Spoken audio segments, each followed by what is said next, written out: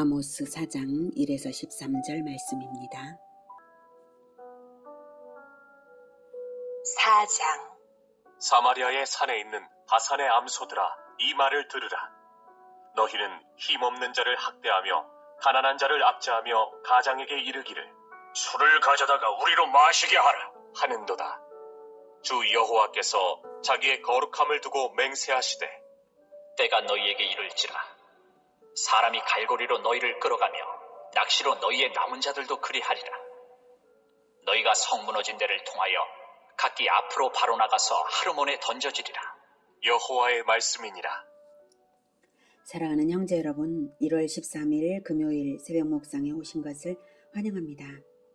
북이스라엘에게 멸망의 심판을 선언하고 있는 아모스 선지자입니다. 먼저는 이방 6개국에 대한 심판이 취소될 수 없는 이유와 그 멸망을 먼저 선포한 후에 마찬가지로 공의의 심판이 유다와 이스라엘에게도 있을 것을 선포했는데요. 3장에서는 선지자 자신이 그러한 메시지를 선포하는 동기와 북이스라엘의 통치자들의 죄악을 지적하고 심판을 선언하는 첫째 설교를 했습니다. 이제 본장은 두 번째 설교입니다. 북이스라엘의 일반 백성들에 대한 것인데요. 먼저는 상류층의 죄악을 지적하며 회개를 촉구합니다. 1절. 사마리아의 산에 있는 바산의 암소들아. 바산의 암소들은 요단강 동쪽 길라 땅의 최북단 기름진 목초지에서 길러낸 살찐 소들입니다. 사마리아는 북이스라엘의 수도죠. 그러니까 사마리아의 산에 있는 바산의 암소들아라고 부르면서 힘없는 자들을 학대한 것을 질책하고 있는 거예요. 이 말을 들으라. 너희는 힘없는 자를 학대하며 가난한 자를 압제하며 가장에게 이르기를 술을 가져다가 우리로 마시게 하라 하는도다. 네. 그래서 가난한 자들을 학대한 것을 질책하고 있으니까 소들에게 하는 말은 아니죠. 부유층에 대한 질책임을 알 수가 있습니다. 암소들이라고 해서 여자들에게만 하시는 말씀인가 하면 그렇지 않습니다. 살진 것을 표현하느라 바산 암소라고 한 것이고요. 질책의 내용이 부유층 전반에 대한 것이고요. 가장이라고 번역한 말도 주, 즉 지도자로 번역될 수 있는 것을 암소에 호응하게 만드느라 가장이라고 번역을 인위적으로 한 모양인데 굳이 가장이라고 번역해야 될 이유는 없는 말입니다.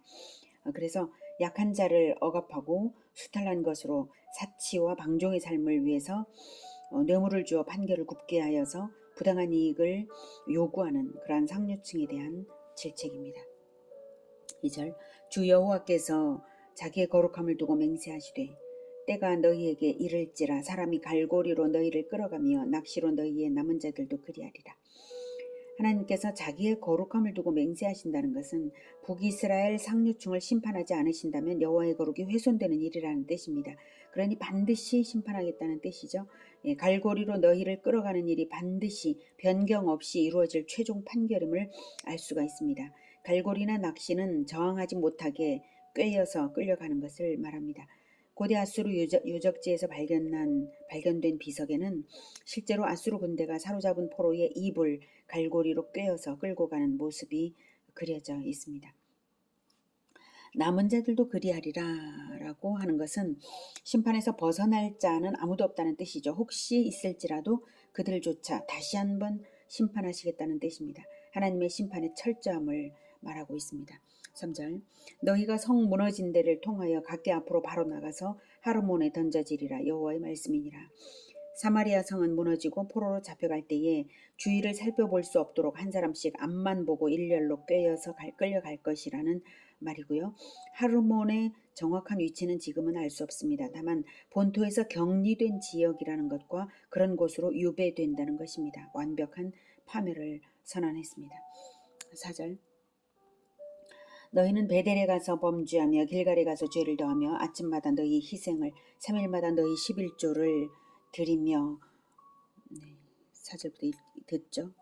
너희는 베델에 가서 범죄하며 길갈에 가서 죄를 더하며 아침마다 너희 희생을 3일마다 너희 11조를 드리며 누룩 넣은 것을 불살라 수은제로 드리며 낙헌제를 소리내어 선포하려무나. 이스라엘 자손들아, 이것이 너희가 기뻐하는 바니라. 주 여호와의 말씀이니라. 네, 이스라엘 백성들이 근본적이고 진정성 있는 회개를 하지 않고 여전히 거짓된 종교 행위로서 자기 자랑을 삼는다면 그런 것은 여호와를 위한 것이 아니므로 아무리 대단한 결심으로 해봐야 자기 숭배에 지나지 않는다는 말씀입니다. 아까 3절까지 선포한 그런 심판을 돌이킬 수 없다는 것입니다. 거짓된 위선적인 제사로는 돌이킬 수 없다 이 뜻입니다. 베델과 길갈은 종교적으로 유서 깊은 성지인데요. 이스라엘은 베델에서 하나님을 섬기지 않고 오히려 금송아지를 숭배하고 길갈에서는 모든 악을 행했습니다. 호세아 9장 15절에는 이렇게 말하고 있습니다. 그들의 모든 악이 길갈에 있으므로 내가 거기에서 그들을 미워하였노라 이렇게 표현을 하셨습니다. 자, 그 정도로 이스라엘 백성은 거짓된 그러한 우상 숭배로서 또는 우상 숭배적인 제사로서 자기들에게 임할 심판이 회피될 수 있다고 여겼는지 모르지만 결코 그게 아니다 이 뜻이죠. 자, 그러면서 그렇게 하나님을 예배해야 할 곳에서 죄악을 저지르면서도 가식적인 예배 행위를 어디 열심을 내어서 해볼 테면 해봐라 이겁니다.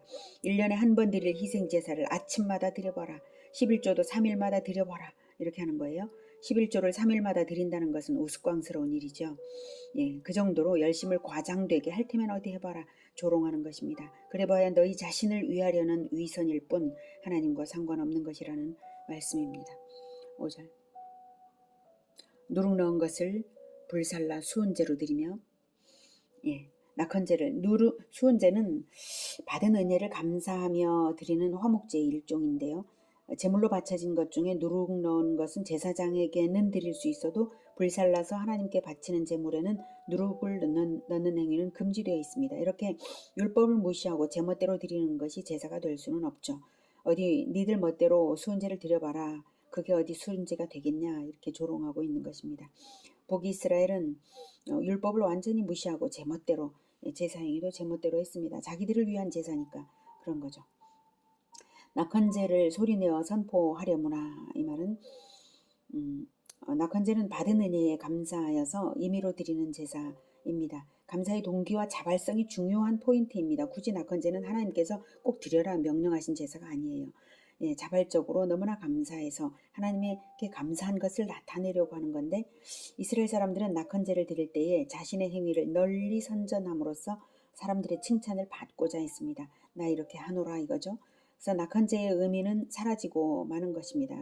그러므로 그래서 아모스는 외식적인 제사를 비웃고 있는 것입니다. 예, 낙헌제를 소리내어 선포하려면 어디 한번 해봐라. 이스라엘 자손들아 이것이 너희가 기뻐하는 바니라 주 여호와의 말씀이니라. 네. 낙헌제를 드려봐야 니들 자랑 삼으려는 것인데 하나님이 받으시겠냐 이거죠. 그러니 제사 행위를 해봐야 소용이 없고 심판은 확정되었다는 의미인데요. 그러나 하나님이 범죄한 이스라엘 백성들에게 단 한 번의 회개의 기회도 주시지 않은 채 곧바로 심판을 확정하여 선언하신 것은 결코 아니었습니다. 하나님은 이미 많은 기회를 주시며 회개하기를 간절히 기다리셨다는 것입니다. 그 사실을 6절부터 증거합니다. 또 내가 너희 모든 성읍에서 너희 일을 깨끗하게 하며 너희의 각 처소에서 양식이 떨어지게 하였으나 너희가 내게로 돌아오지 아니하였느니라. 여호와의 말씀이니라. 너희 일을 깨끗하게 했다는 말은 양식이 떨어지게 했다는 말과 같은 말입니다. 희화적인 표현이죠. 기근으로 먹을 것이 없게 했는데도 너희가 돌아오지 않았다는 것입니다. 기근은 이스라엘을 회개하게 하기 위한 하나님의 사랑의 채찍이었고 심판 체험이었는데도 이스라엘은 고통받으면서까지 죄를 버리지 않았습니다. 7절 또 추수하기 석 달 전에 내가 너희에게 비를 멈추게 하여 어떤 성읍에는 내리고 어떤 성읍에는 내리지 않게 하였더니 땅 한 부분은 비를 넣고 한 부분은 비를 넣지 못하여 말랐으며 두세 성읍 사람이 어떤 성읍으로 비틀거리며 물을 마시러 가서 만족하게 마시지 못하였으나 너희가 내게로 돌아오지 아니하였느니라. 여호와의 말씀이니라. 네, 팔레스틴의 추수는 4월 하순부터 5월에 시작이 되는데요. 석 달 전인 2, 3월에 내리는 늦은 비는 곡식을 연글게 하는 결정적인 비입니다. 중요하죠. 그런 비가 내리지 않으면 이것 또한 재앙인데요. 그것이 자연적인 재해가 아니라 하나님의 심판인 줄을 깨닫게 하시려고 일부러 어떤 성읍에는 내리고 어떤 성읍에는 내리지 않게 하시고 또한 그로써 부분적으로 비를 허락하심으로써 심판 중에도 긍휼을 거두지 않으시는 것입니다. 농사의 타격뿐만 아니라 어떤 성읍들은 식수가 부족하여서 극심한 갈증으로 기진할 정도가 되어도 물을 찾아갈 줄은 알아도 여호와께 돌아갈 줄은 모르는 그러한 이스라엘이었다는 것입니다. 두세 성읍만 식수 부족을 겪었다는 것은 최종 심판이 아니라 경고적인 심판으로 주셨다는 뜻입니다. 9절. 내가 곡식을 마르게 하는 재앙과 깐부기 재앙으로 너희를 쳤으며 팥중이로 너희의 많은 동산과 포도원과 무화과 나무와 감람나무를 다 먹게 하였으나 너희가 내게로 돌아오지 아니하였느니라. 여호와의 말씀이니라. 네, 이런 재앙들이 그저 우연이 아니라 하나님의 심판이었음을 밝히고 계십니다. 제발 회개하라는 사랑의 채찍이었는데도 그래도 돌아오지 않았다는 것입니다. 10절. 내가 너희 중에 전염병 보내기를 애굽에서 한 것처럼 하였으며 칼로 너희 청년들을 죽였으며 너희 말들을 노력하게 하며 너희 진영의 악취로 코를 찌르게 하였으나 너희가 내게로 돌아오지 아니하였느니라. 여호와의 말씀이니라. 네, 전염병도 하나님께서 보내신 재앙인 것이지 우연이 아니었고 전염병을 당할 때에 자신들이 애굽처럼 되었음을 깨달아서 회개했어야 하는데 안 그랬다는 것입니다. 그래서 칼로 청년들을 죽게 하는 전쟁을 보내셨다는 것입니다. 아람과의 전쟁에서 북이스라엘이 막대한 인명과 재산 손실을 입었던 것을 말하는 것이죠. 연병과 전쟁으로 죽은 시체로 인하여서 악취로 코를 찌르게 하였으나 돌아오지 않았다는 것입니다.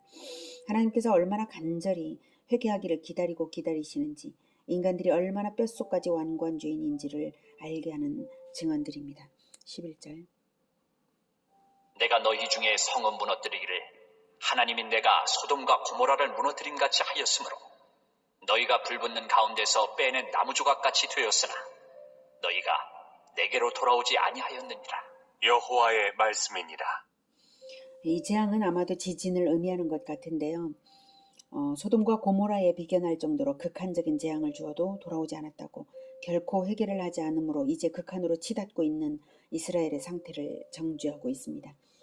죄인이 된 것보다 더 심각한 것은 회개할 줄 모르는 완고함입니다. 하나님께는 그 어떤 죄인인가 보다도 회개하여 돌아오냐 하는 것이 구원하실 근거가 되는 것입니다. 그런데 하나님의 선민 이스라엘은 극한까지 경고적 심판을 당하면서도 자기들이 회개할 죄인인 것을 모르니 이제 최후 통첩으로서 최종 선언을 완전한 최종 심판을 내리시는 것입니다. 12절. 그러므로 이스라엘아, 내가 이와 같이 내게 행하리라. 내가 이것을 내게 행하리니 이스라엘아, 내 하나님 만나기를 준비하라. 보라, 산들을 지으며 바람을 창조하며 자기 뜻을 사람에게 보이며 아침을 어둡게 하며 땅의 높은 데를 밟는 이는 그의 이름이 만군의 하나님 여호와시니라. 네, 이제 이스라엘은 반드시 하나님을 만날 것인데요. 심판을 당하든지 하나님의 구원을 받든지 둘 중 하나로 만납니다.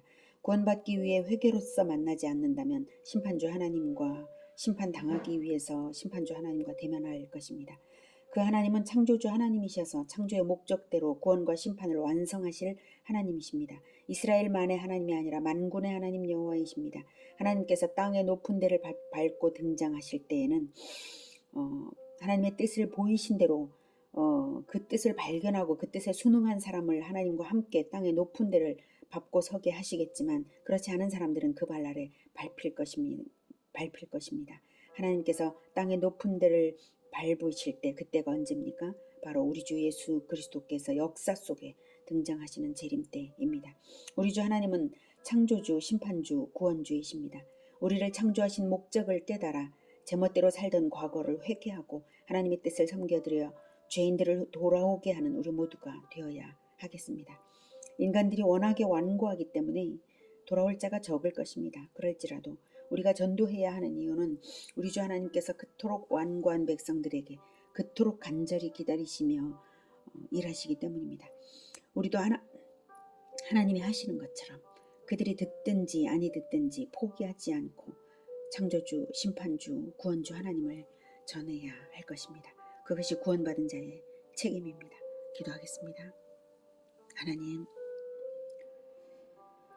하나님께서는 참으로 완고한 우리들을 하나님의 아들의 피로 대속하시고 불러주셨습니다. 그 은혜를 갚을 길이 없고 오직 우리 주 하나님이 어떤 분이신지를 사람들에게 알려주는 것밖에 우리가 다른 그 이상의 것으로 은혜를 갚을 길은 없는 줄을 압니다. 하나님, 세상이 점점 더 완고해져 가고 점점 더 악해져 가는데 이제 우리 주 예수님께서 오실 일만 남아있는 것 같은 세상입니다. 하나님, 그럴지라도 사람들이 너무나 완고할지라도 우리는 복음을 전하는 것을 포기하지 않겠습니다. 주님, 도와주시고 끝까지 복음을 전할 수 있게 도와주시고 우리가 복음을 전할 때에 돌아와야 될 사람들은 다 돌아올 수 있도록 주님 도와주시옵소서. 예수 그리스도 이름으로 기도드립니다. 아멘. 이어지는 시간은 개인 기도 시간입니다.